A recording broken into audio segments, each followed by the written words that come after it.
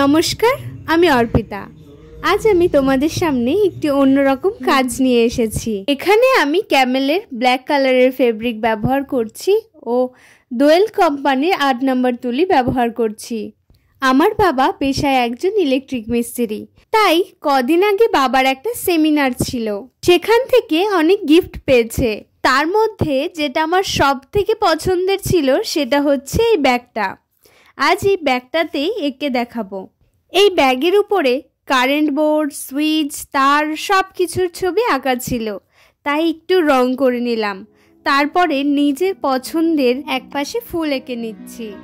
পুরো ভিডিওটি দেখার অনুরোধ রইল।